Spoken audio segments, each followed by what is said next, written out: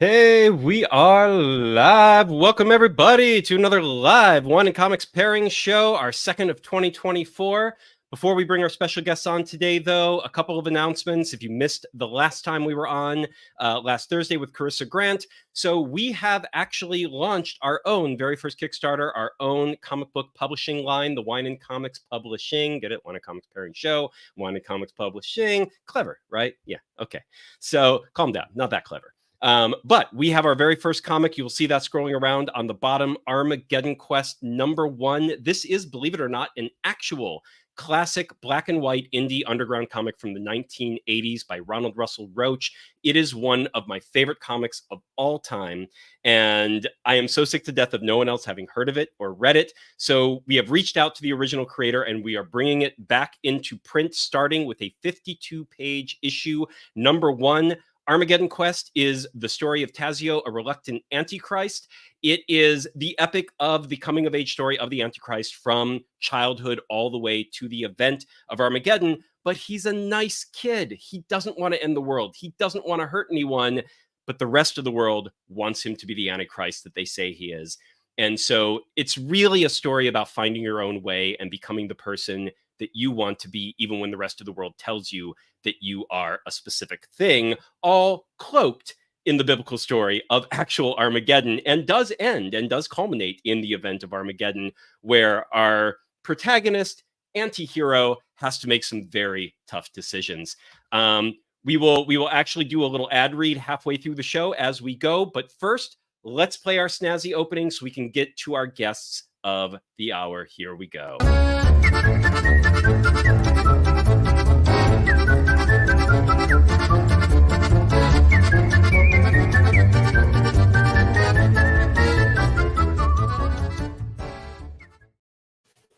Hey, all right. Welcome back, Michael Watson, his second time on the Wine and Comics Pairing Show, and first time on the Wine and Comics Pairing Show, V. Smith. What is your official title with FSK Comics, V? Is it associate? I'm assuming associate editor is what I've seen on all the issues. I feel like it's expanding all the time. That's what I was. That's what I didn't want to say. Yeah. Yep.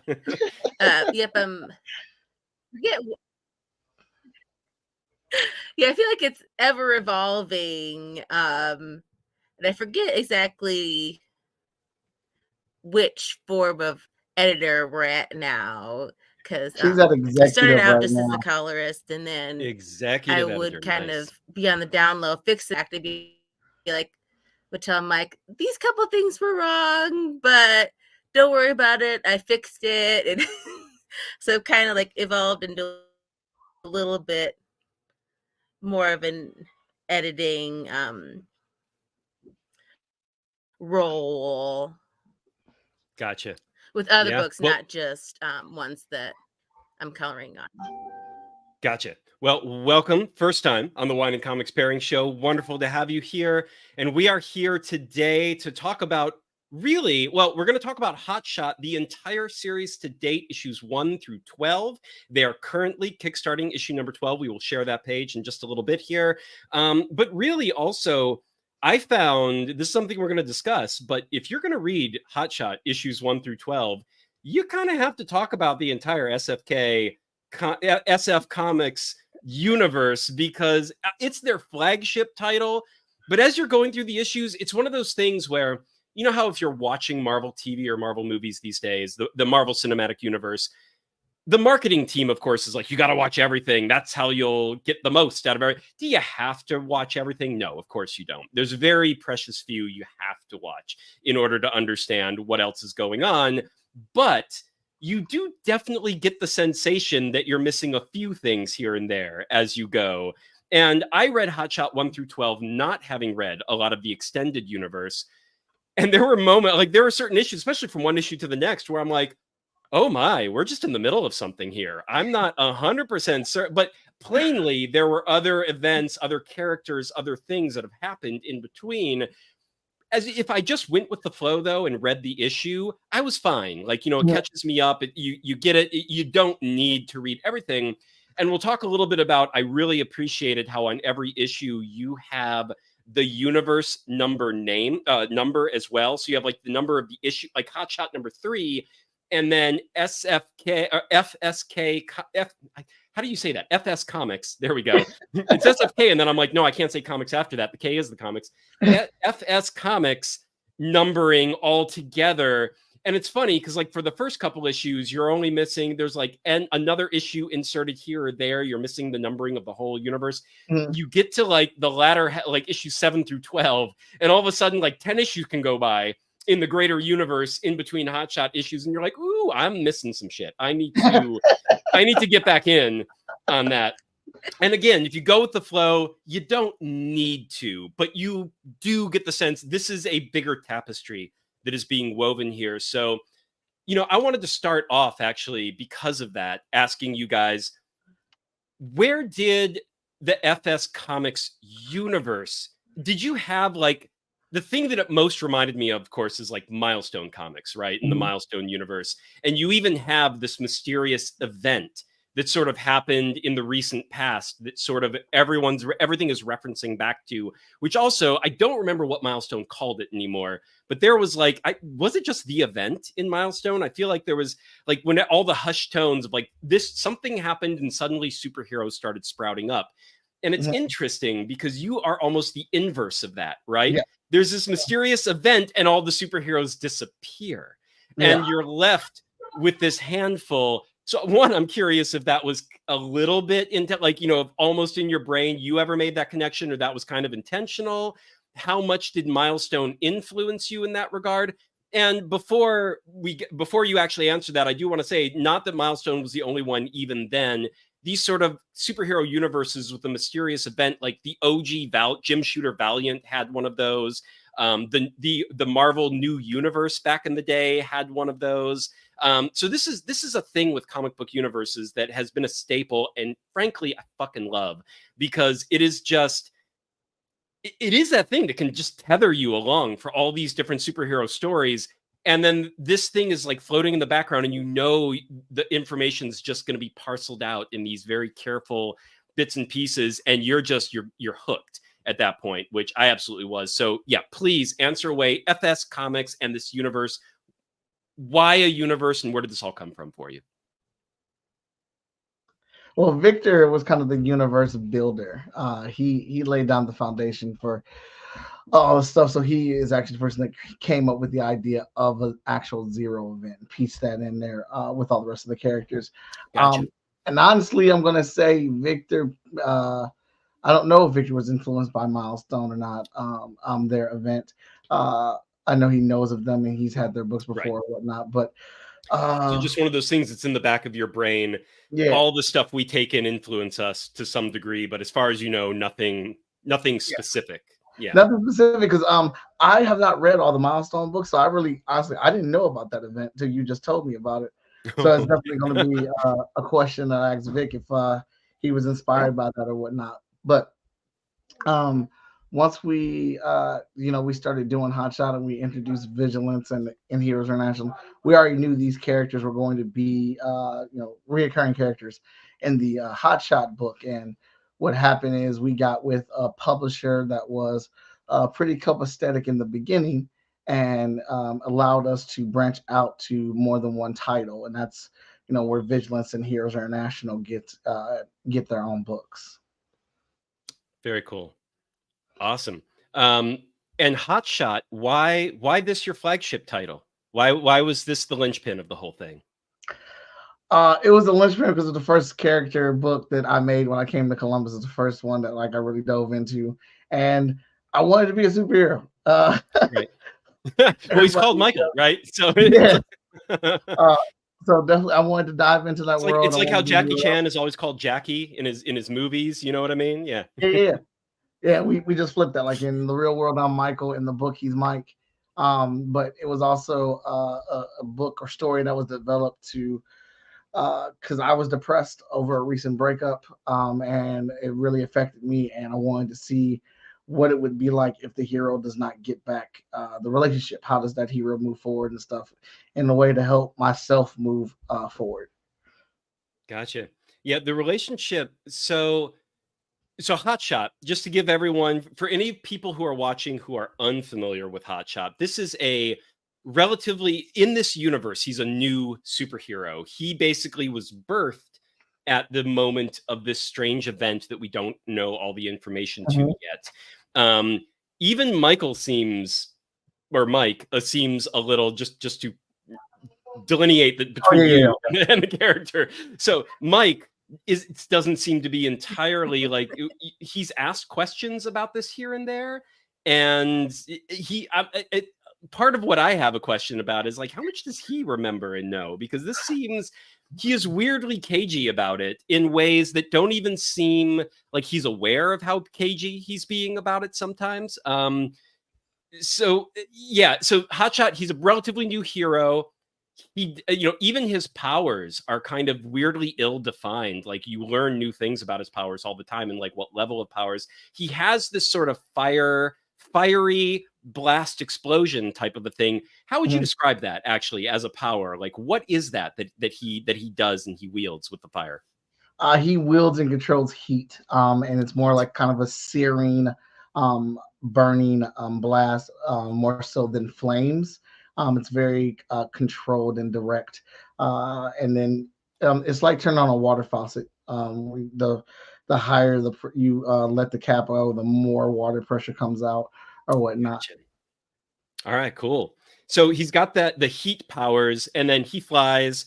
Which, I mean, honestly, with heat powers, you can lift off, right? You've got that sort of like, but then he's also got this super strength and vulnerability, almost not quite invulnerability, but like he can take some fucking punishment. So like plainly that is happening because I mean, the very first story arc is essentially him taking, it's like his doomsday story, right? Superman doomsday kind of a thing, where it's like he's just getting pummeled in this fucking thing. He needs a little help from his friends even to the other handful of, or one other superhero, and there's only a handful left as far as we know. And by the way, we have Kenrick Reagan joining us. Yo, Kenrick. Hey, what's up? Yeah, I always see Most Epic on TikTok giving us the most epic rants. I usually agree with what he's saying. Keep on ranting. Absolutely. Yeah. So we've got, so he's a relatively new hero. The relationship thing was really interesting because now I know between you and Victor, I'm not sure like where to ascribe who came up with what or decided to write a scene a particular way or anything of that nature. But you were coming out of a relationship. This makes a lot of sense because that is such a tortuous, like long drawn out breakup. And you're just like, there's so many times you just want to take the characters and like throttle them, slap them around a little bit. And you're just sort of like, oh my God, just like move on, get over yourself, something. And I know it's also kind of a little like, plainly, this is a very Peter Parker, Mary Jane style setup. But I will say there were moments with this character, and this is another question I have for you, and I don't know if you can answer it or if this is sort of a Victor question one of these days. But Michael, like in the second storyline in Hotshot, he even has a moment where the hero, gonna forget her name, from the other dimension that comes over, Dyna Girl. and yeah, Dyna Girl. They yes, they defeat a bad guy, but then he just kind of hangs out with her for hours, as far as we can tell, and then abandoning the girlfriend he's supposed to be making it everything up to, and when she calls him on it, he's like, "Give me a break! I was stuck in a rift." Yeah. Say that again. Oh no, we won't. Yeah, and Hotshot just forgets, and he's like, "Oh hey, Dyna Girl, you're pretty cool. You helped me take care of this thing. Right. Let's go hang out for a bit." Yes, but then he tries to pretend like he was stuck in the rift the whole time, and that's why he wasn't there. And like, give me a break. And I'm like, damn it, Mike, no. I'm like, that one. I'm like, that one's on you, dude. I'm like, there's no question. You have no excuse on this one. I'm so glad you saw that. I get into so many arguments with people. I'm like, dude, he clearly was coming out of like a Starbucks with Dyna Girl and a juice box. They were sipping a like fucking soft drink. And I'm like, what the hell, man? You were just chilling. Like, there was no danger. There was no emergency. I'm like, and he's so defensive about it every time. And I'm like, half of these is unquestionably your fault every time this happens. Thank And you. so, by the way, we have Dallas. Welcome, Dallas. Oh, Better late than hey never, my man. guys. Sorry about that, guys. It's I'm gonna blame the snow here in New York. So Yeah, Hey, that's yeah. good. yeah, That's a I've good heard call. about that. I'm so happy you see that. I'm in That is the Michigan. one We thing- got dumped on too. I hear you. I hear you. That's the one Originally thing from about the Michigan, book. so I hear you. That's the one thing about the book that we constantly argue about that happens in online in our fan group is that like everyone's so mad at Carla, and I'm like, I don't know how much more I could have laid it out. I don't know how Right. much more Victor could have laid it out. Like this is his fault. She has Right. every right to be mad. This dude Right. had a juice box in his hand. He got Right. caught by the media. The threat had been done. They've been to care Dragonus, and he's out here kicking it. Right. That was definitely the worst offense. And it's not his only one, but it was the one Yeah. where I was like, all right, man, that is a bridge too far. And you're still giving the same excuse, the same line that like, we were saving the world. And I'm like, yeah, like 2 hours ago, you were saving the world. But this is what the whole point is. And I will say, even so, one thing about the Mike character in general, and another sort of quick connection back to the Milestone thing, because this was my favorite book at Milestone, which was Hardware, which I read back in the day. And Hardware, one of the sort of sub themes of Hardware, to the most part, like initially it was kind of a revenge, like a sort of he was wronged, like his inventions were stolen, very Tony Starkish kind of a thing. Like, I mean, it really was like a spin on Tony Stark, where he wasn't in control of his own technology anymore, and he had to like get it back and get revenge on the people who took it from him and did him wrong. But in the long term, that series was a lot about anger management. You know, it was a lot about letting shit go and not just being angry all the time and revengeful all the time about everything. And the main character winds up after the initial story arc in Hardware, really burning all his own bridges and having issues with that, and then having to like evolve out of that and like actually learn and grow as a character, not just be this hardened, bitter, like, yes, you were done wrong once, you know, and it's like, and from here, you've got to actually go somewhere else with your life. And I saw a little bit of similarity here with Mike. It's not as extreme as the Hardware thing, because it's a little more, Hardware was like, he was a bit of like a Death Wish violent character in that one. So it's like a little more Punisher type, like Iron Man meets the Punisher and having to like dial back the Punisher parts of himself. And Hotshot definitely doesn't go there. But in terms of Mike and just sort of dealing with his life outside of being a superhero, I feel like he's got this journey that he's going on. I do want to slap him around. He's going slow, but he seems to be on this journey of like, you can't just make being a superhero be your get out of jail free card for everything.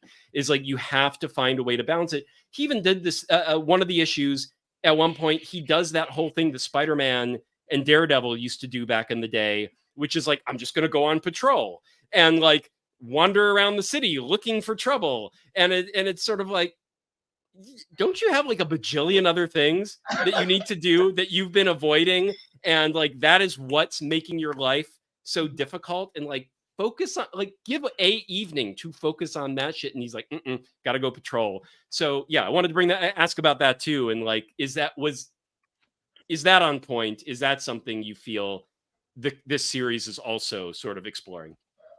Yeah, absolutely. We're looking at those things, and I really wanted to make it relatable, and because, like I said, it is based off a situation that took place with me in college, and I was wrong in that situation. I was the one that neglected, and and things fell out the way that they did or whatnot. So to coincide with that, making the pairing of a story of him being a superhero and that being the thing that leads to the neglect and the mistrust. You can come up with all types of stuff bleeding off of that. And that's definitely a journey we want him to take. And in issue 9, he steps up, but he doesn't. He owns up to it and tells her like the superhero thing is going to be the thing that he does, but he does it with great power comes great responsibility. Yes. Right. I mean, he's like, you're not important enough, and it's just sort of like, oh my God, like, could you do this any worse, dude? Yeah, and He thinks he's doing it the right way because if he hurts her and pushes her away, then she doesn't come near him anymore. And how many times have we seen that before and it doesn't work? So we and it's we really want to develop this and make it make sense and have the right beats. While and that's why we're trying to step up the progress of how many issues we put out a year, so you guys can really see this develop. And we also have a side story with Carla in our Cipher issue, where she is actually at a trauma unit. She's talking about her trauma, and it is a place where these people get together and they talk about their experiences in the superpowered world and how it affects them, how they are antsy, Right. or they're recluse, or they are scared to death that a building is going to fall on them. And you come to find out, which I feel like we have to explain more because Carla is right, that it's not just the fact that Michael lied to her about it, it's the fact that she was dating a superhero, and at any moment her world could have blown up.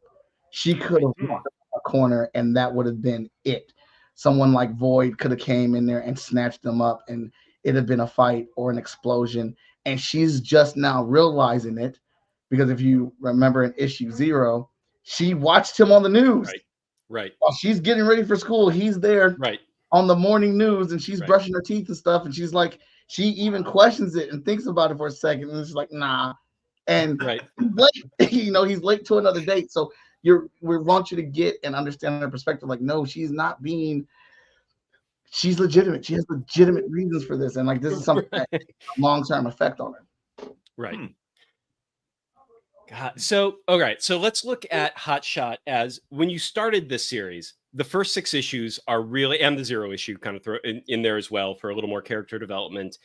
Well, actually, that's a good question. What made you do a 0 issue right there? Yeah, that's a good question.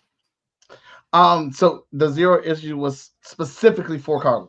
I got tired of people ripping into Carla. I got tired of it. Just like we would have panels, or we would be at conventions, or we'd be streaming like our FSCon, and like the debate comes up, and everyone's like, well, not everybody, but a majority of them, they hate Carla. I'm like, how? I'm gonna show you a day in her life. I hate Carla group. Yeah. Oh, yeah. Interesting. So we're gonna give you a day. The fact that she gave him as many chances as she gave him is like kind of stunning. I mean, she kept coming back to it. It's like, no, she really wants him to step up. Like at this point, she wants him to be the superhero in her life. Yes. In her life, yes. And like find that balance. But he's busy taking care of everybody else. Exactly. Right. I feel like that's one of the things where it's the great power. If Spider-Man as a comic book exists in Mike's world, like he grew up reading Spider-Man as a comic book. Probably not, but he grew up reading, stories of other superheroes that actually existed, probably. But regardless, so I feel like, that's why comic book stories need actual relationship stories like this, where it's sort of like, they're not simple. You do have to make time for them. You do have to see it through. You do have to balance it with everything else. Like that's how it works. And I feel like there was an era of Spider-Man where, you got to see that struggle of sort of like, it was no longer the young love of him and Mary Jane or him and Gwen Stacy or anything like that. It was, now she knew who he was. Now they had to make a real life living together work while he was a superhero. And like, that shit was hard. That was not something that happened. Like she wasn't just like always in the background, just kind of, and he did whatever he felt like, whatever his superhero needs were. It's like, no, that you saw them having to like hash shit out all the time. And especially if she got like, one of my favorite moments of that era was when she, the first appearance of Venom. I don't know if anyone remembers that, but like she was traumatized by that because before Spider-Man even knew this guy existed, he sneaks in and kind of accosts her, like in their apartment, leaves, doesn't actually like harm her in any way, but she's like freaked the fuck out. Yeah. And it was that first moment where she's like, this is that like you're in danger thing that you always say, but never actually happens. Yeah. And now it happened, and now we got to talk about it and like see how we want to deal about it. And it's like, this is hard. Anyway, I think you guys are doing, regardless of how your fans are taking the wrong message from it over and over again, I personally think if that was the intent, you're doing it right, because that was like, I read this and just like, you know, slap, Mike. I'm like, no, you like it too many times. So, okay. So issues 1 through 6, 0 issue included for Carla's sake, which apparently has not worked as well as you hoped, because people are still on Team Hate Carla. But that was your big intro. And that was a pretty, like, I mean, that was an epic story to come right out the gate with. So why a story? Because a lot of the times when you do your first story arc, you know, you go with something light. You go with something you can do in maybe like 3 or 4 issues max, like a shorter story arc, and something that isn't quite so, you know, like the fact that you did that big of a story right there for the first 6 issues was frankly ballsy. So For sure. what had you do that as the first story? And again, this could be a Victor question, but it was impressive. And definitely, I think it paid off because you made it to the end of 6 issues, and now you're still going with yet more. Like, I think it works. I think it works like gangbusters, because like, if anyone who reads those 6 issues, folks, whoever's listening, if you read those first 6 issues of Hotshot, unless you hate everything about it, fine. Like, you don't like superhero comics or something. But it's like, if you like superhero comics in general, you are going to be hooked after those 6 issues, because there is so much action and so much hinted at, so much that happens, and yet so much you learn, and yet so much you don't know by the end of those 6 issues. And you're just along for the fucking ride. So like, why? That is not something I see very often, especially in the indie world. So why that is your first storyline? Because Victor's crazy. Okay. we both love epics. We're huge fans of Spider-Man. We're huge fans of Invincible. Victor definitely thinks outside of the box with his writing. When he sent me those scripts, I read them all in one night. It was actually part of his plan to show me how to be a better writer, so I could write the stuff myself. But I was like, no, this is your application to write the book. We're just going to draw this because this is fantastic. This is incredible. And you know, we want to create the stories that we are also fans of. We want people to be embroiled in the story, in the characters, in the action, in the ups and downs. We want the debates. We want the arguments. I mean, when Invincible was first coming out, again, huge fans. With our second issue, we ran a campaign that Victor had cleverly named Dare to Compare. And we would say, if anybody had Invincible on their pull list, give them our book for free. And we dared you to compare it to Invincible. Not saying that we are better than Invincible. Right. We're not. We are just sort of a, if you like this, you'll like this kind of a thing. Yeah. It's amazing how you got that and understood that when we just explained it at one time. Because there was other people who thought that we were arrogant a-holes and we were trying to say we were better. To be fair, I could see it was a ballsy move regardless. So well, and I will say that the slogan "Dare to Compare," it does suggest you're sort of like, which do you like better? Compare them, you know. But at the same time, if as long as you say like that's not what we mean, that was the next thought is like, oh, you just mean you're gonna dig this as much likely. You'll probably like our book too, but we also asked, give us the feedback. Tell us what you like. Tell us what you did not like. Because we want to make this book as good as we possibly can. I think that's probably the shining gem at FSK is that we are always asking for feedback. We are not afraid to hear any negative feedback about our books because we know everything ain't for everybody and everybody's not going to read it the way that you intended to be read. And I'm here for those discussions and I'm here to take what works and, you know, get rid of what doesn't. I also think that's why those ballsy moves you guys have taken in the storytelling and the rollout and, you know, and sort of the reception don't come off as arrogant as they might with other people because you clearly are interested in, you know, the sort of organic response or where the story's going. So, yeah, I mean, hats off to you. Be as ballsy as you need to be. 100%. And this whole universe, I mean, it is a ballsy. I mean, to create the only people I know that are even doing something at this scope, maybe Charlie McKelvey at this point with his Spider Squirrel. And like, I know that's starting to become something similar, but didn't for a while. He kept it pretty kind of I guess I'm coming in late, so I guess you guys did keep it fairly contained those first 6 issues. It was mostly Hotshot. Yeah, and Yeah, then it was Hotshot later, for a very long time, and then yeah, Vigilance and Heroes International. A year after that, Emerald Quest. A year or two after that, we did Cipher, and then a lot of the books that we come out with now have been the last 2 or 3 years of content. was Cipher the one? So me and Michael were on Travis Gibbs' Level Up just last. God, was that last week? Just last week. So much time seems to have gone by in just these like last 7 days. Guys, doing a Kickstarter, I don't envy any of you. Now that I've launched my own, holy fucking shit! Like the night before I launched mine, like 4 p.m. to midnight, I was just working on that page. And I still was terrified to pull the trigger the next morning. I was just like, I don't know if I did anything right. Did I set the early bird shit right? And is that going to go down and up and at the right time? It's terrifying. And what's crazier is that I'm involved in something else right now. So Dave has definitely taken on the lion's share, if not all, of the Armageddon Quest rollout for sure. I'm going to give him his credit, give him his flowers. So usually he's got my voice there to say, no, that's wrong. Yes, that's right. Or, right. There's an second error. set of eyes. Yeah. And now there's just not there. So he's freaking out. So right. I was like, I've lost perspective so long ago. I no longer know what I'm like, I think I'm proud of this page. But I don't. I no longer. I can't tell. So hilarious. Last week, me and Michael were on Level Up with Travis Gibb, and Travis mentioned, "Have you given Dave? Was that Cipher that he mentioned?" And he's like, "It's not going to make sense unless you give him blank." And then you said you hadn't given me blank. You still haven't given me blank. So I'm not sure what I'm missing. Do you remember what that was? Cipher is the anthology book, and it has the 8-page short story featuring Carl. Gotcha. Oh. Well, thankfully, Travis, I didn't need it. I got it.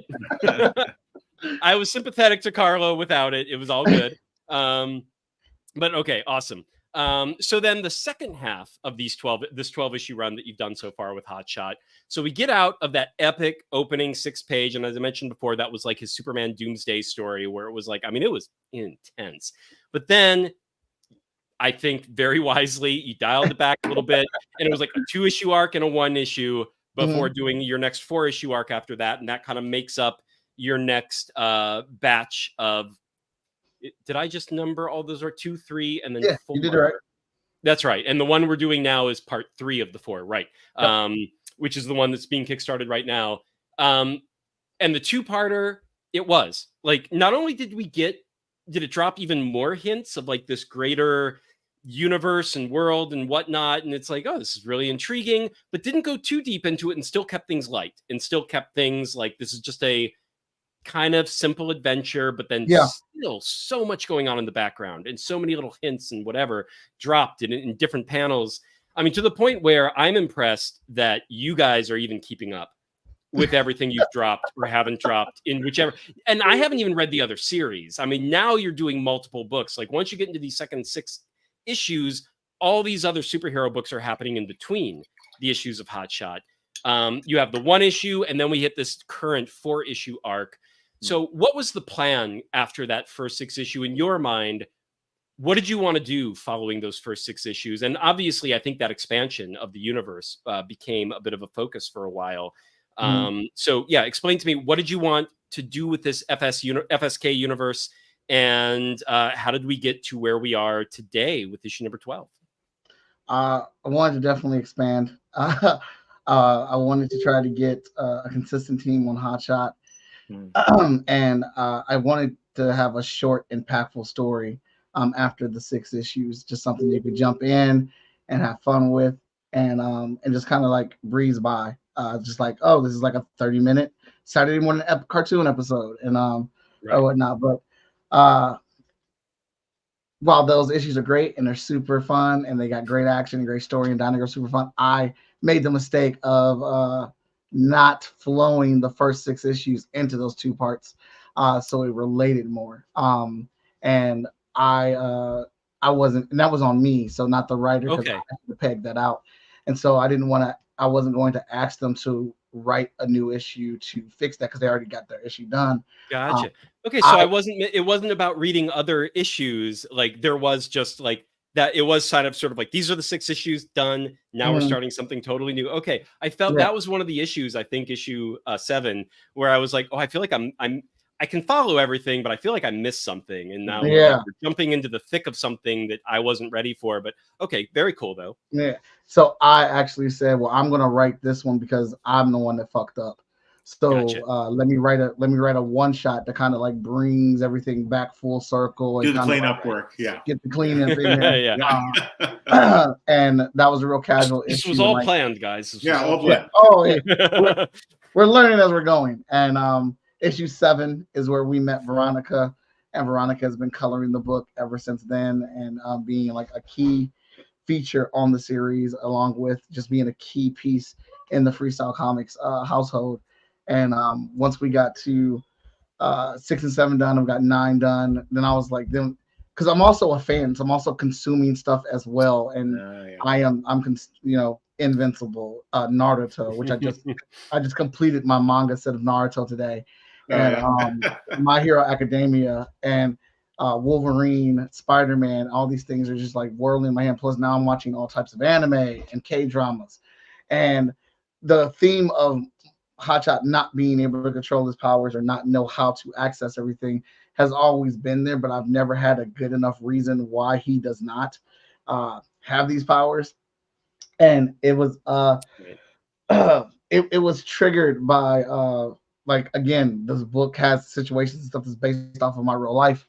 And my sister moved down to Columbus, and she informed me that my stepfather lives in Columbus, Ohio, and I didn't know that.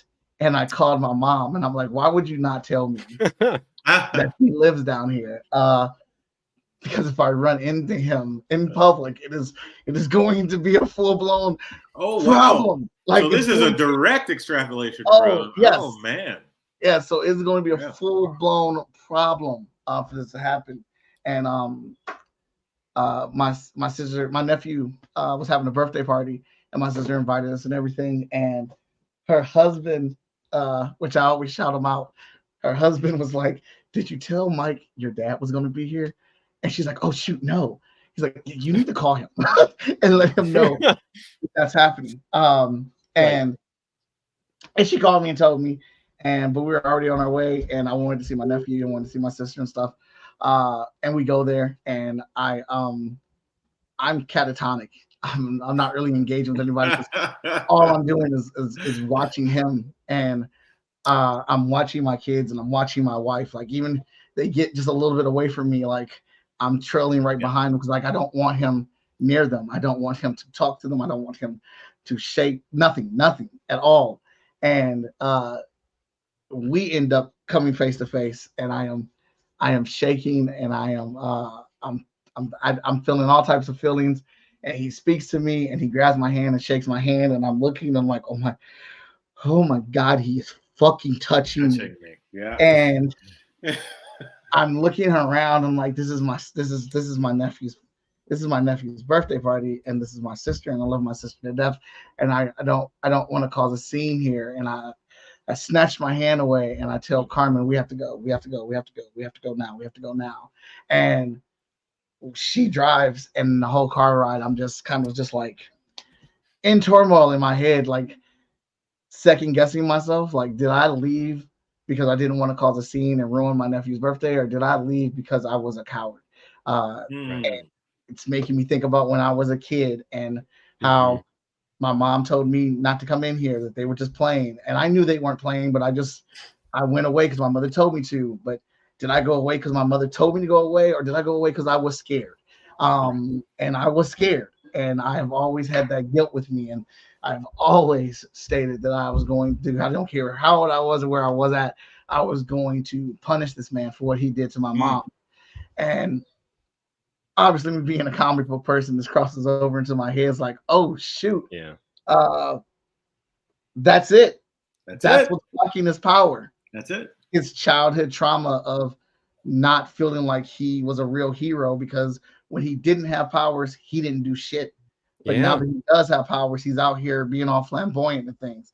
So this is a trauma that's in here, that's a block that he has to maneuver past. And this is a whole conversation I have with my mom. I talked to my sister about it as well. And we started writing the story because I realized, like, after I read, I'm always evaluating the issues. Like, even though they come out and they've been sold, I am constantly evaluating them. And I read 6 and 7, 6, 7 and 8 again. And I was like, yo, he's way too comfortable with his powers right now. he's way too clean with them bad boys. We Like, got to throw a wrench into that shit. Yeah. yeah, we got to throw a wrench into that. We got to bring it back. So, and egging them on and trying to figure out like what this block is, and then of course with what we already have planned, with Alex Remington, he's really going to be a big in all the stories affecting things, and Right. he's starting to unveil some things about Hotshot. I don't know if you kind of saw that or not. That is going to connect more to the Zero event, and and doing, and I think one of the reasons we do this is because we love doing callbacks. Like, we have enough issues now where we can call back, and we're like, if you remember in issue 2 when Hotshot did this, we're referencing actually yourself. Comic That's a good universe feeling, now, right? right? Exactly. Yeah. We have Marvel footnotes just like the big boys. Yeah. Exactly. And that was like, that's the thing with issue 12. It's no spoiler. It's the fight between Mike and his stepfather. It is the rematch that has been building up, and it is him trying to make up for not protecting his mom, the most important person in his life. And it's just a matter of, does he go too far? And honestly, when is enough? When is enough justification of revenge enough? And also correlating this with, this is going to be what he realizes afterwards, is like, he was so in control of his powers in this moment, in this fight. And but it took a very long time to draw this issue. Veronica and Lori doing the inks, Veronica doing the colors. It took a long time to get pages to them, because like pages would be hard to draw, or it would take a lot out of me. But I want it to be as relatable as possible to people, so they can rally for the character or against the character. I want to invoke conversations when people are reading these things. Whatever I do as a geek, I want people to do with our books, with all of our titles. I want them to do all the arguing, all the debating, and all the figuring out. Danny J. Quick, for one, is always on the nose. Like, he's reading all the issues. He knows everything that's happened in Hotshot, and he's got his theories, and some of them are right, and some of them, like, you are reading too much into it. How did you know that? Like, we haven't even gotten there yet. And so issue 12 being the culmination of this is it's the big climax to the situation, because the next part will be more of an epilogue, and we're going to filter into ramifications of what happened. Like, he may get the justification and a good feeling of beating the crap out of this guy, but there are going to be penalties for that he has to face. And also sounds like you may have an alternate issue where he makes another decision, and you explore what happens if he does go too far. So. I'd like to see that one. I'm letting you know right now, he goes. What if your first what if issue, right? Yeah, the what if issue. That's what I'm saying. I'm on board for that one. I will say, I also noticed Danny's cameo in one of the issues, at one of the news reports and whatnot. He was featured, and I'm assuming it's him because he used that as his profile pic a while back ago. And I was like, wait a minute, I know that fucking panel. I was like, I know who that is. Yeah. And a quick question for Veronica. What was it like jumping into this sort of stream that was already sort of going? What was that like?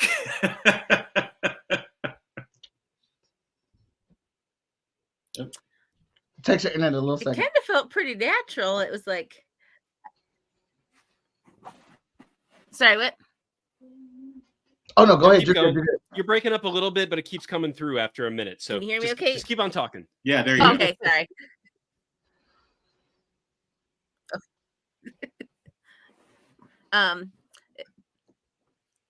It kind of felt pretty natural. Probably had a little bit of like a a period of getting to know the characters at first and having to look back and see kind of how things have been done. But in general, I kind of do things my own way anyway.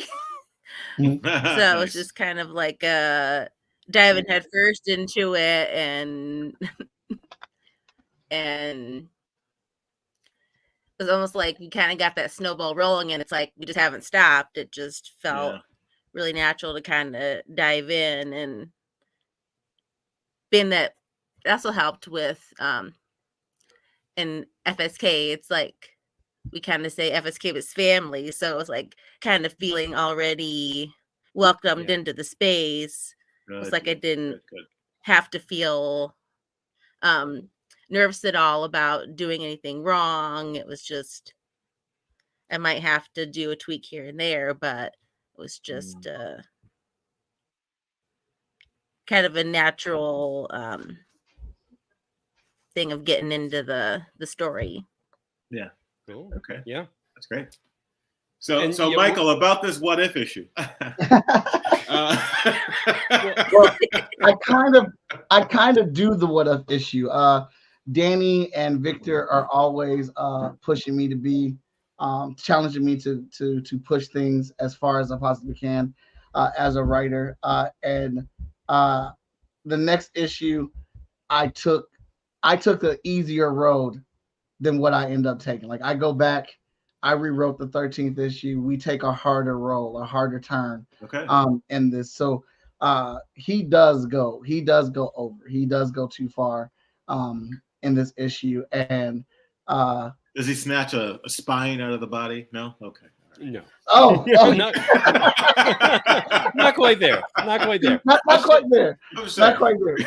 We're still keeping it MCU. Okay. level. All right. Fine. But definitely ramifications that he's going to have to face and deal with afterwards.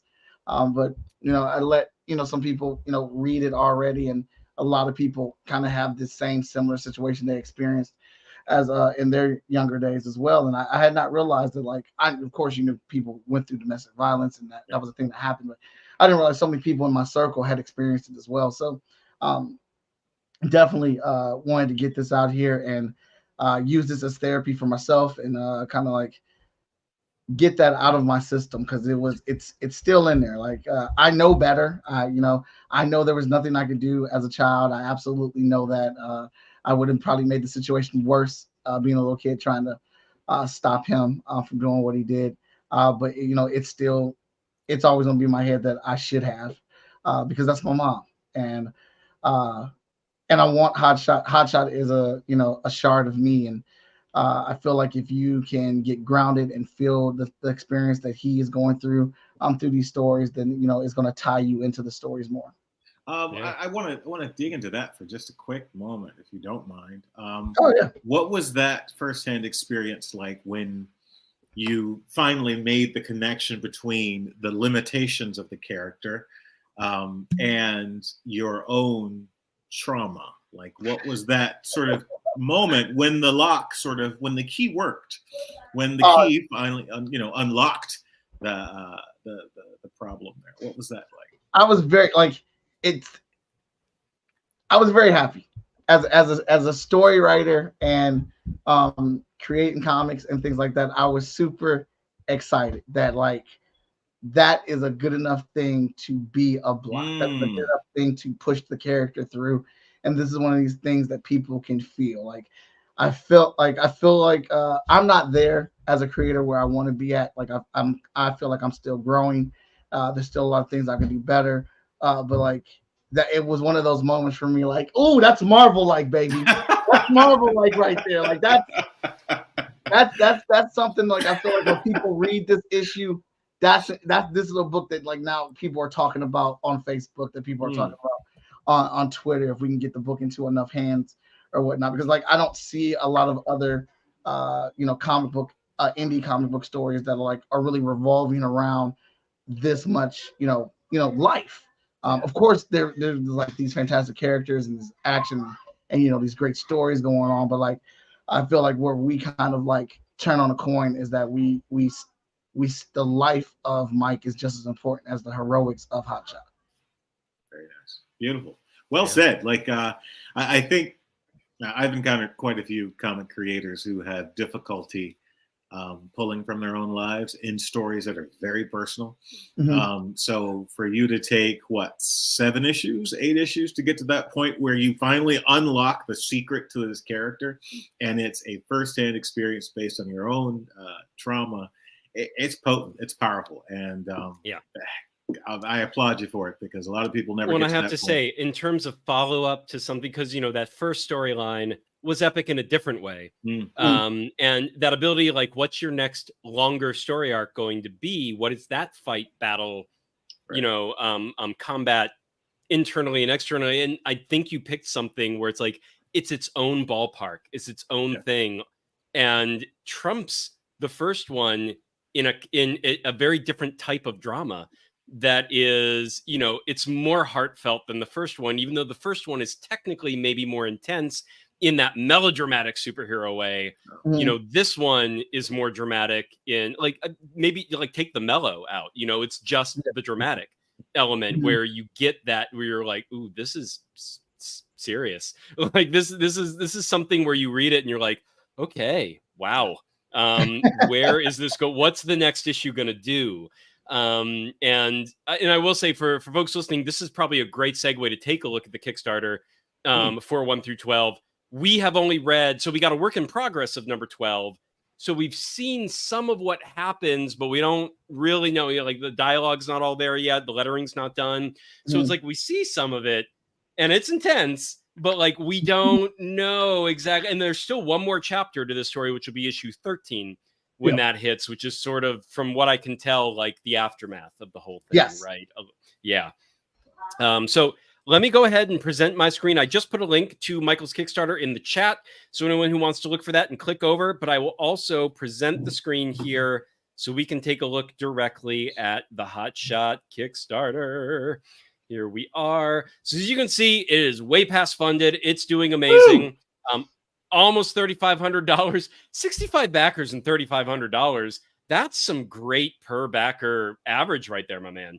That is, but I mean, those people are dialed in. They are dialed in. They're dialed in, and that's the joy of creating a whole universe of comics, right? It's like, I'm right now doing this Kickstarter with like 1 issue available, and it's sort of like it's pretty limited on what I can offer, because I've got 1. But here it's like people have whole catch-up tiers. People have all the other. I'm assuming you're offering. Actually, let's go through what's in this Kickstarter here. But I'm assuming people have, especially in terms of add-ons and everything, like whatever they want from the FS Comics universe. So, we actually have we did a pledge that has nothing on it, but it's $1, and it is, you can add on whatever add-ons you want to, so you can make your own pledge level. Oh, nice. Perfect. A la carte. Purely a la carte. That's awesome. So this is the Unforgiven story arc. It's a 4-part story arc, of which issue 12 is part 3, and is definitely as we said, it looks like the 4th part is going to be more of an aftermath. So this is kind of the climax of the whole thing. And we get a last time in Hotshot, all the great build up. Here are the covers of the first 2 chapters. And I did want to also say, in issue number 9, the first part of this. Oh, and by the way, guys, you know what? Can I? Oh, I'm gonna share. I'll share that in a minute. But if you can see on these tiny images here, even though I'm sharing the screen, let me maybe expand this a bit.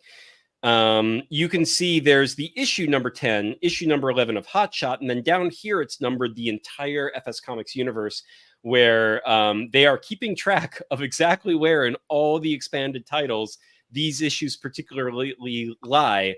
And that is really cool. I mean, you don't see that very often. And there are so many people that do extended universes. And I'm always like, I'll even go to their website and they don't have a breakdown of like reading order or anything. And I'm like, guys, come on. I'm like, I want to get into it, but it's like I have to like email you to ask, like, okay, I know where to start, but how do I read these fucking things? I don't know how they were released anymore. I'm coming in so late. So this is amazing that you guys have this sort of like chronology.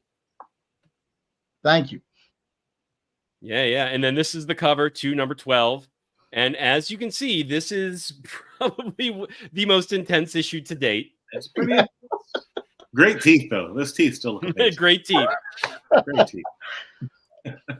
I will say one thing I love, like whenever it's in that first 6-issue arc when he's getting just like thrashed all the time, and like, you know, the main villain's like picking his head and like smashing him into a wall, and you'll see all his teeth, and I'm like, how are those teeth still whole? Yeah, exactly. I'm like, I swear, I want to see those teeth shatter at some point. He's getting so beat up.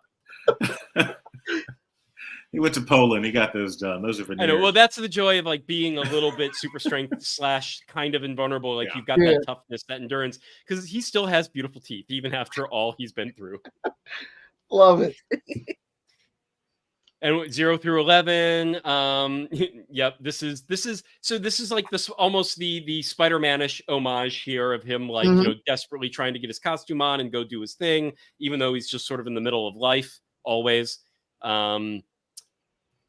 Go on down. Let's see what else outside of issue 12. Ooh, yeah, this is a good cover for an alternate cover right here, because this is like, this shows the drama right here. Like this has got, you know, this has a very this isn't, I don't think so. This has a very Greg Land feel to it. Yeah, it does. It does. Yeah.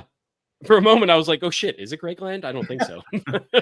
I think Adam Fields would be very proud of that phrase. Okay, good. I would hate to be like, "It has a Greg Land feel," and you're like, "Yeah, dude, it's Greg Land." And this one, I do love the colors on this one. This is really fantastic.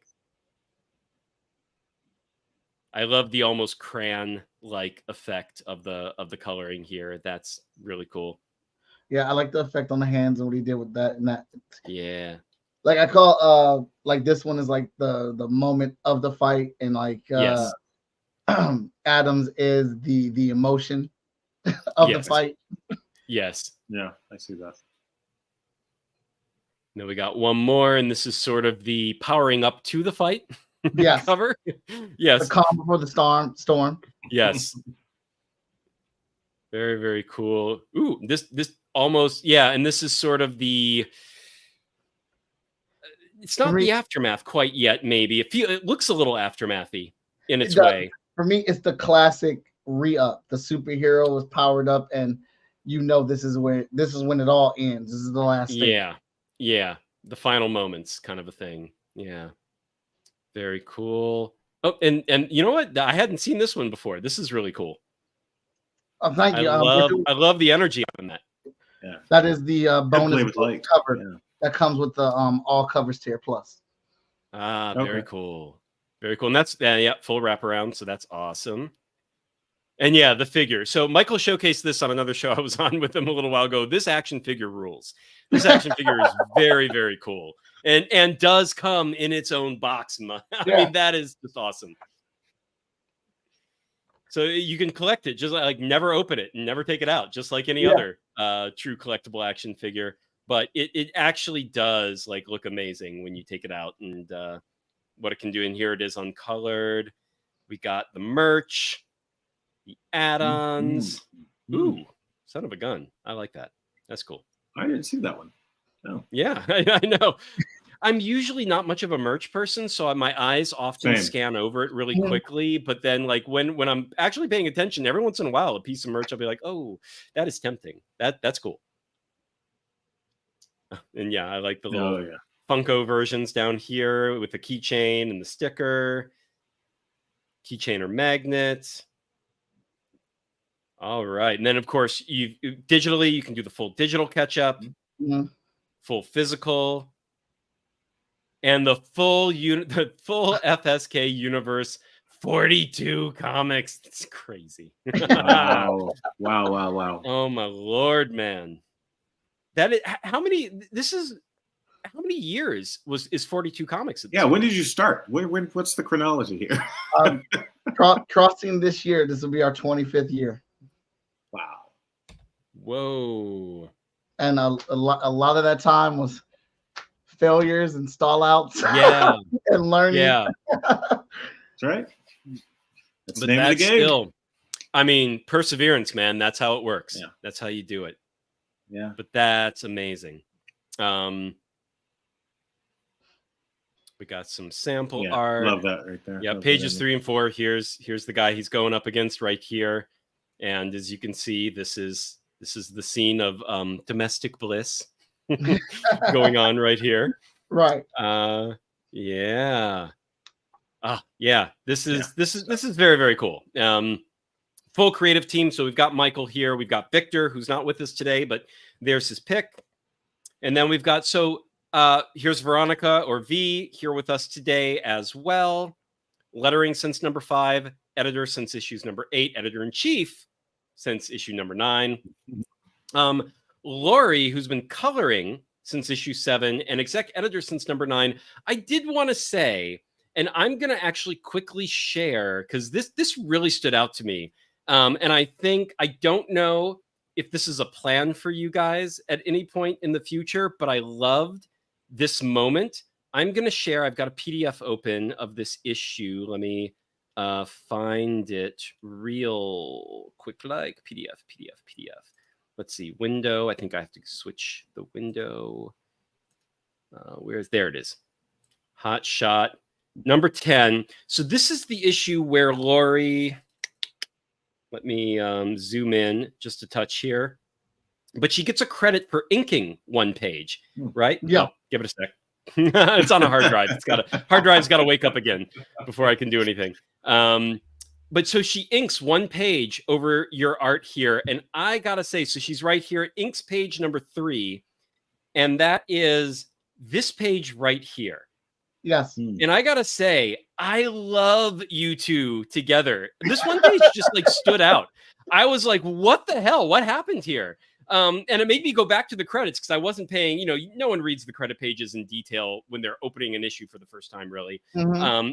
So when I got to this page, I was like, is this a different art? It's not quite a different artist, but it's almost a different artist. And I went back and saw that it was a different inker for this one page.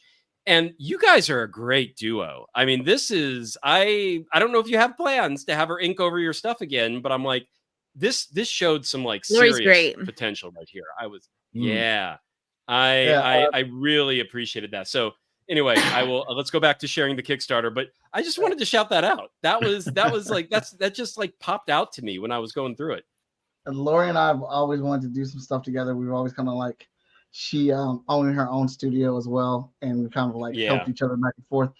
But we're just waiting for a moment to do something, and she had some time free, and I just kicked her over that page for her to play around with, and then she would have inked that whole book, but I told Danny, our editor-in-chief Cooper, that I was going to ink it because I hate inking, and I was doing it digitally. I was getting the pages done, so I stuck to my guns. But immediately after that, I told Danny, but when I'm done, Lori's taking over. And she's been coloring since issue 7. The colors are amazing, so she's great there too. Well, yeah, Veronica's been doing that since issue 7. Sorry, it was under Lori. I was thinking that was her credit right there. Gotcha. Oh, right. Okay. I see. So it's next to the them. credits were like to the side as opposed to Oh, gotcha. Okay. Oh, wow. Yeah. Okay. So exec editor and then coloring since issue 7. The colors are amazing. Good. I was about to give you credit for the lettering because that was under your picture. But so the coloring amazing, and then Danny down here who's been lettering, and then also an editor since issue 8 and 9. So an editor-in-chief since issue 9. So yeah, great team. I mean, these comics are for superhero comics. And when we get to discussing the wines we paired this with, we'll discuss a little more in detail, like what we thought of the comics. But I mean, this is a great superhero universe happening on Kickstarter. It's definitely the most developed of all that I know of on Kickstarter. So I don't know shade on anyone else who's done superhero universes on Kickstarter to all date. Shade. No, all shade. All shade. But this is, I'm gonna go ahead and say, like, I think this is the best one going on Kickstarter right now, at least to my knowledge. Like, none of them are quite this. They're not as far along, but also the way this is developed. And I need to read a lot of the other series too. I've only dabbled in them so far, so I got to get more into that.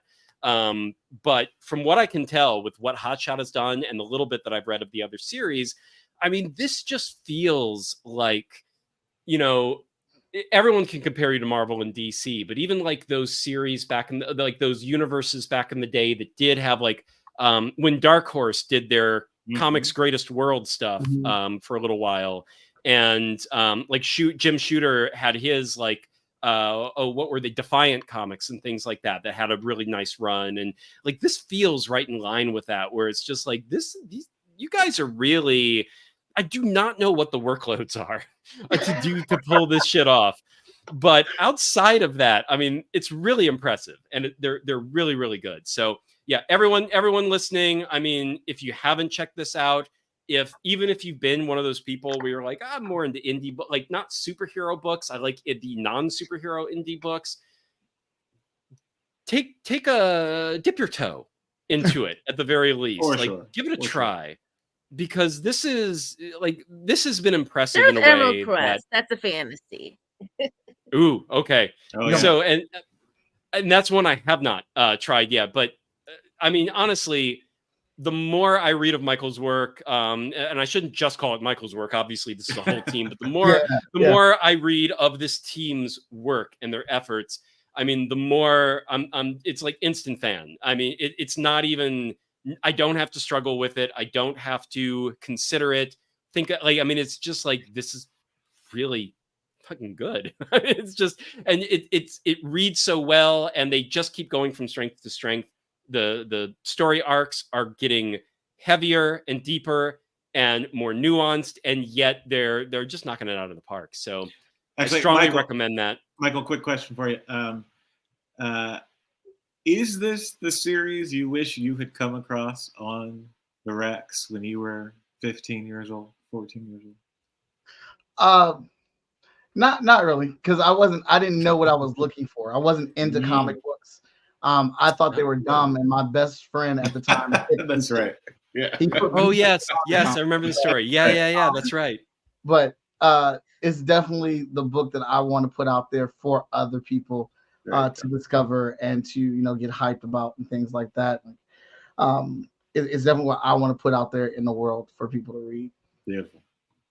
Awesome. Good. And now we're here at stretch goals. We've already crossed the 3K stretch goals, so that's the digital art book for everybody. And here we just saw this as like a sticker or a magnet or something like that right up above. But I do love this image. Yeah, that's really cool. Put this thing on. I've always wondered about that. Like spandex, you know how you see him trying to put his outfit on while he's like in motion and like, holding on something. And I'm like, dude, I have to put on like a compression sock and I have to like get in the fetal position in order to like get it on. I'm like, it's so hard. There's no way in hell this is happening like that. But all right. And then we've got like the at 3.5K, which you are just shy of, right? You're at 34. Yeah. So 34. The magnet is unlocked in just $100 more bucks. Yep. So if you have not backed this, it's in the chat, guys. It's in the chat. If you need it in the chat again, if you joined us late, let me know. I'll drop it in the chat again. And when I'm done sharing my screen, I'll do it again regardless. At 4K, we get the keychain. Oh, God, I love that image too. Artist Veronica did that. That's awesome. I love it. That is cool.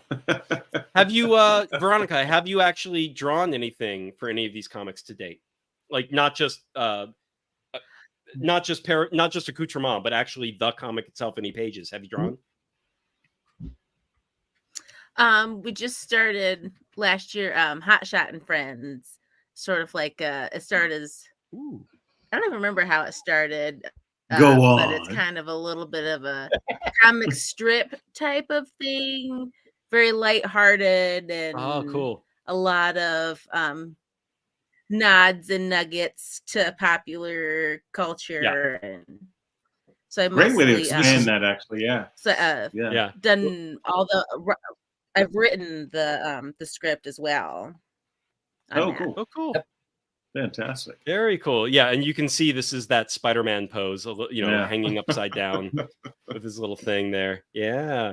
All right, and 4.5, the metal bookmark set. Metal bookmarks I only have one metal book. I never had a metal bookmark until Kickstarter brought these into being, and I got one on a campaign, and I was like, Jesus, they're kind of serious.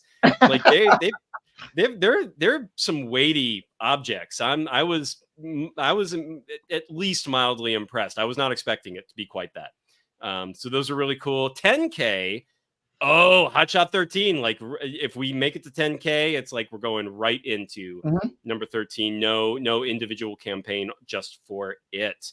All right, cool. Anything else you want people to know about the Kickstarter before we jump back out of here?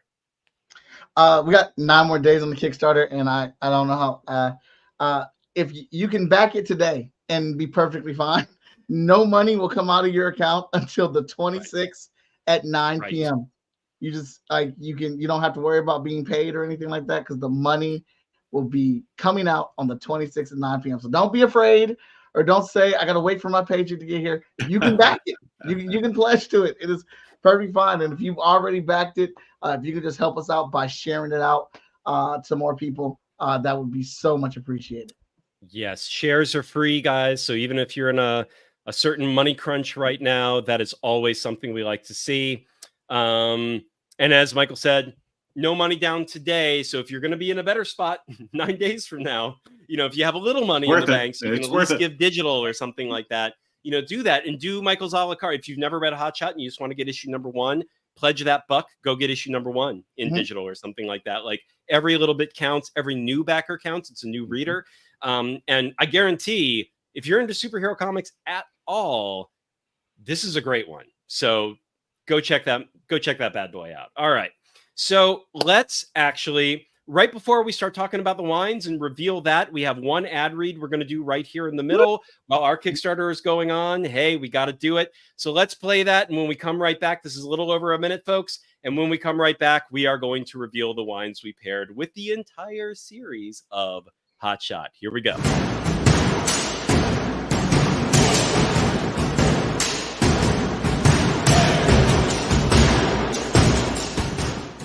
Oh yeah, it's an ad read. It's our show. We get to do it. We get to do what we want. Thanks everyone for listening to the latest episode of Wine and Comics Pairing Show. Just so you know, we have our very first Kickstarter of Wine and Comics Publishing that is launching on the 15th, or if it's after the 15th, it's already launched and is going until February 13th. It is for Ronald Russell Roach's Armageddon Quest Book 1, Tazio, the Story of a Reluctant Antichrist. It is an long out of print 1980s black and white comic classic. It is one of my favorite comics of all frickin' time, and I am so sick to death of no one else having heard of it or read it.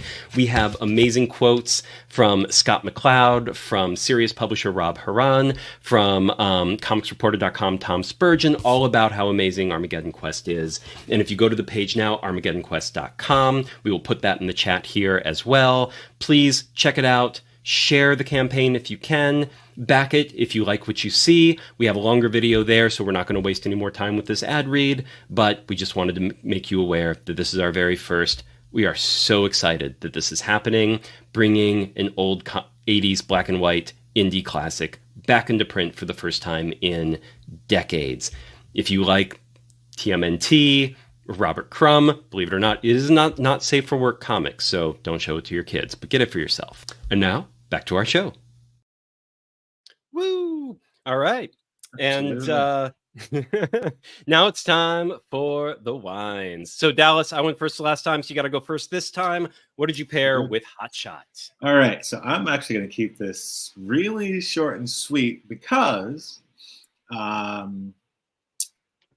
have a really strong connection to this piece. And it's only kind of been heightened and deepened by, our last conversations with Michael and learning his origin story and the origin story of the properties that he's been working on for the past few years, and how they are sort of fueled by an innocence. There is an innocence. I mean, it's in your smile. It's in the way you talk about the work. It's in the way you refer those things to those things that really sort of galvanize, you as a child, as a creator, as a consumer, even. And seeing that kind of full circle connection thing made me want to stick to something that was an innocent version of a wine. All right, stick with me. Uh-oh. So, a wine adjacent, one may say.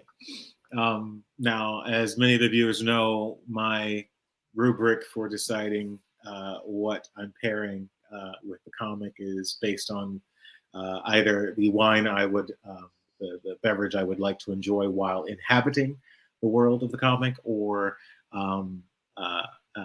the beverage I would enjoy while reading passively. So there's a curious sort of juxtaposition you have in this world with this character. He is constantly faced with succumbing to the light versus succumbing to the darkness, and those you never know which is going to win in the moment, and it's this sort of battle. And I decided I would go with something that gave me sort of a battle on the palette. That gave me sort of the tandem of the light and the dark. And so I actually went with a juice, an organic juice. Okay. Combinant. It is blueberry and pomegranate. Now, why blueberry and pomegranate? Blueberry is historically known as one of your darker fruits. It is deep. It's almost a black fruit in many ways. There is a darkness to the fruit. It's deep, and when it's cooked or macerated, it just becomes really complex. Pomegranate is very tart. It slaps you around, wakes you up. And the blend of these two things is so unsettling, but so satisfying at the same time.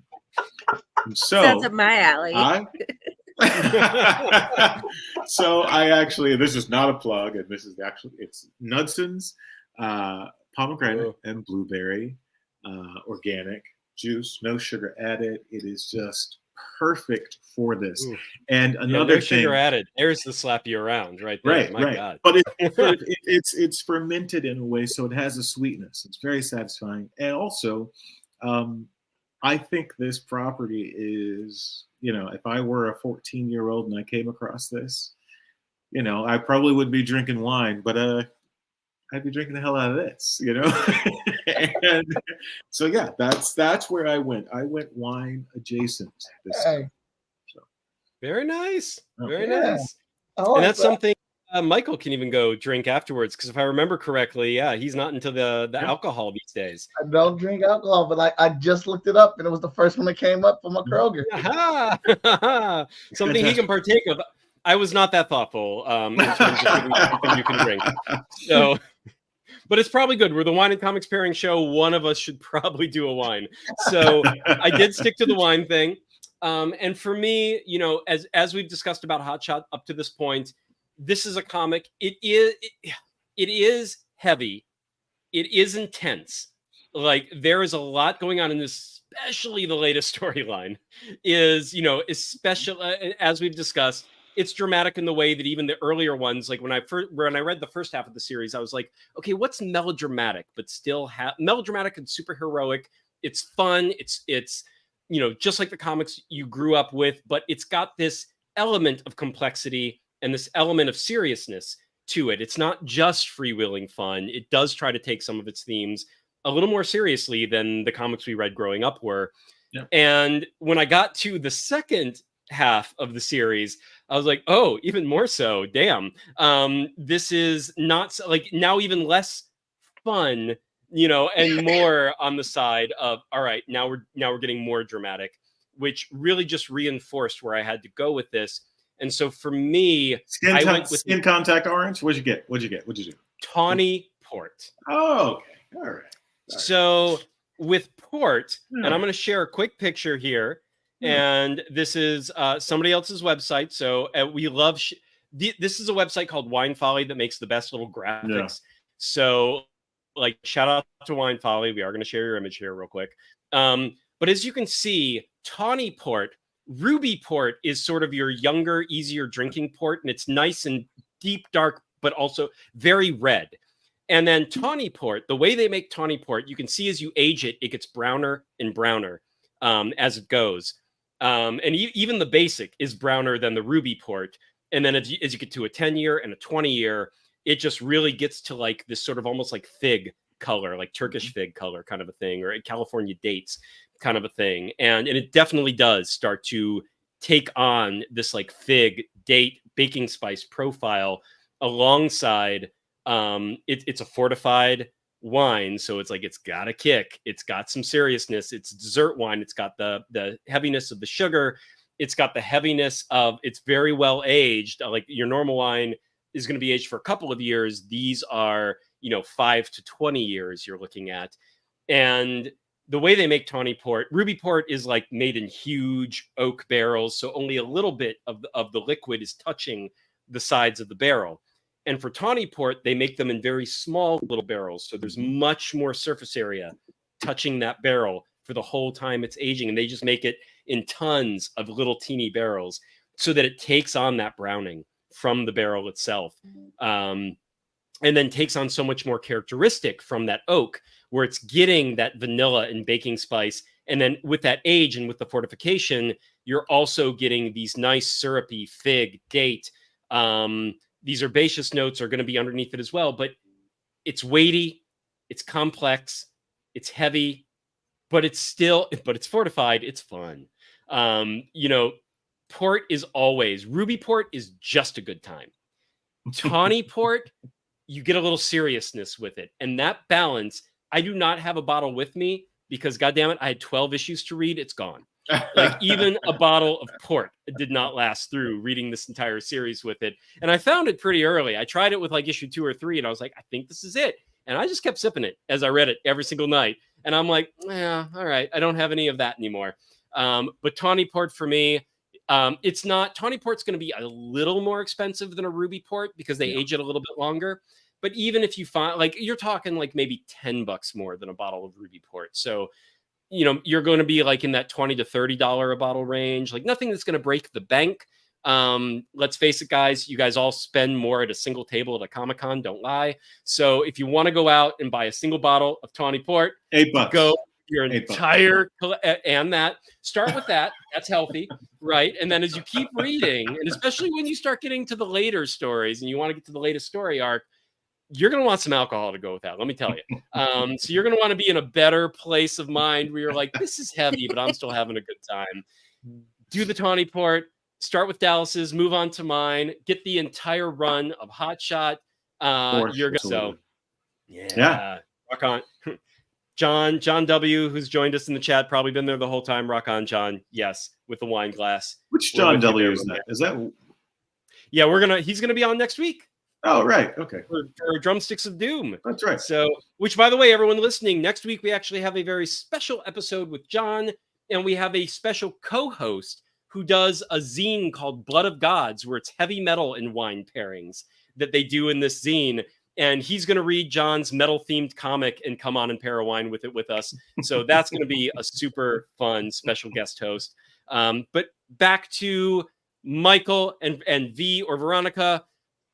Any last words? Where can we find you, even outside of the Kickstarter, which I put that link in the post here, but where should people find you to follow you and see what you're up to post this live stream? Everybody can find me as Most Epic Art on all social media, and then our actual home website where you can buy all the rest of our 30 comic books outside of Hotshot. You can get them at fsknow.com. How about you, V? Beautiful.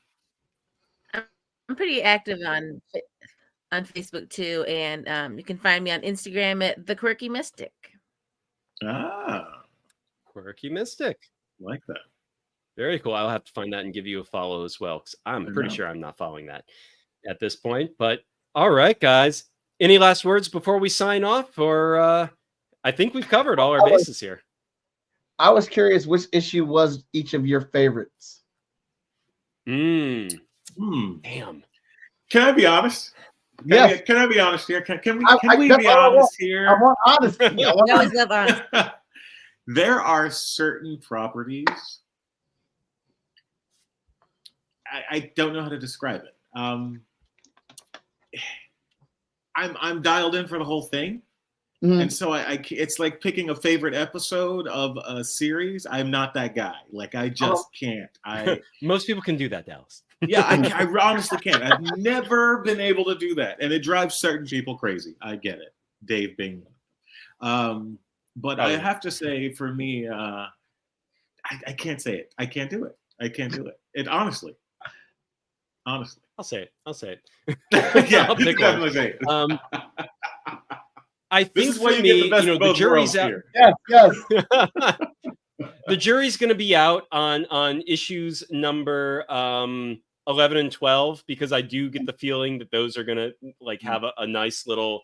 I'm sorry, 12 and 13, because I do feel like those are going to have those are going to land in a certain way that might change my mind. But I think for me, issue 9 is to date my favorite. It's the most balanced. It's just got like between the two, like where we're coming from in the early issues, where we're going with this next 4-part arc. And there was something about that issue that I felt like it gave me my greatest sea legs with the whole thing, where I was just like, ooh, everything's been really interesting and fun up till now. Like I've enjoyed it. But then that was the issue where for whatever reason, my brain clicked.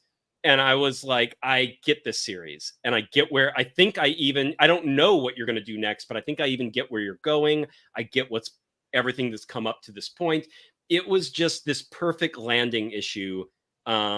Maybe you could call it like new reader introduction issue kind of a thing, sort of, but it was like, there was something about it that grounded me with the whole series in a way that I will admit, like I thought about it more, I think, than any of the other issues, even after reading it, to where right now, fresh off the series, because, we read this all in like the last week or something like that. And so it was like, I haven't sat on it for months, and now I'm wondering what my favorite is. But right now, coming off of it, I think number 9 is the one that just like affected me the most as a reader, hooked me to the series, grounded is the best word. Grounded me to the series better than any other, and just made me feel like I knew what I was doing with the series and what I was reading. And like, I never gave it a second thought from there. Whereas all the earlier issues, I feel like I was thinking it through maybe overly much, and really trying to like decipher everything that was happening. And then the later issues were very intense, but they were kind of go with this 4-part story arc. It was kind of like with the first 6 issues. So there's something about that issue that I just made like gave me peace in a weird way. Not to say it was just a peaceful issue. It was not. There was still shit that was going down and happening, but something about it, I was just like, yeah, okay, issue 10, here we go. And like something about it that's my favorite, I have to say. Okay. All right, cool beans. Thank you so much. I really appreciate you guys taking the time to read through all the books, and I was looking forward to this episode because you guys really do dig in with the feedback, with the themes, and I knew you guys were going to analyze the whole series, and I was really looking forward to that. I want to tell you how much I appreciate you doing it. Stop it. Absolutely. I hope we lived up to to whatever the expectations may or may not have been. Yeah. We're just rambling. We love doing it. Yeah, we'll do it. We have no problem like telling you what we think about shit. Like that is what we exist for. So, but we also appreciate you making this stuff, because I mean, that just, when you make something of this quality that is, for 12 issues and then the expanded series, which I still have to dig deeper into, can hook me this well, it just makes our jobs easier, because sometimes you read a comic and you're like, oh God, I got to talk about it. What are the nice things I'm going to say about it? It's not like, there's not that much, like it might be overly simple. Like there are comics out there that don't measure up to something like this. So it, and like, here's one easy. Yeah. One last question there, Michael. Have you tried exploiting this into film and TV yet? Any pitches? I tried. I got to the second round of a Sony pitch, but didn't get any further after that. So I'm always open to it. All right. Noted. All right, guys. Thanks everyone for watching. For those who are still left, which most of you are still left, I'm actually impressed. Thanks a lot, guys. This is not our most epic length of a live stream, but that's a good thing. That's right. So we one of us can talk for 7 hours straight. Exactly. We will be back. I did Blake's Buzz for 4 hours last night, Dallas. You have no idea. You have no idea. We will be back on Friday with Mata Sorciere with her Sacrimony comic. So please, 5 p.m. Pacific time, 8 p.m. Eastern time, we will be back then to talk about that. We hope to see you there. Signing off sure. for now. Thank you, Michael. Thank you, V. Veronica. And thank you for the comics. It is amazing. Absolutely. We will see you guys Thanks, next guys. time on the next Wine and Comics Pairing Show. Thanks, Signing everyone. off.